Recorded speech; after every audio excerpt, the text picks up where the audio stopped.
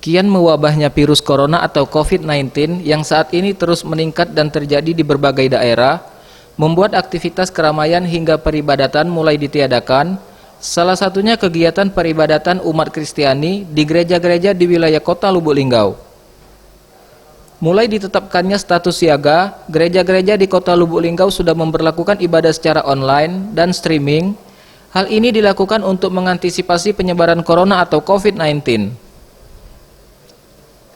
Penerapan ibadah secara online ini sesuai dengan arahan dari pemerintah dan PGI Pusat, di mana agar warga masyarakat untuk menjaga jarak dengan orang yang ada di sekitar kita dalam rangka untuk menghambat penularan virus corona atau COVID-19.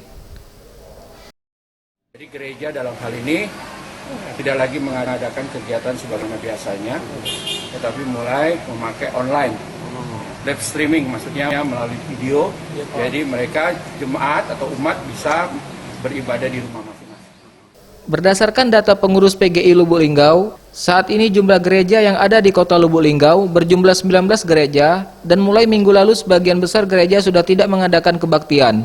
Tim Liputan, Sriwijaya TV.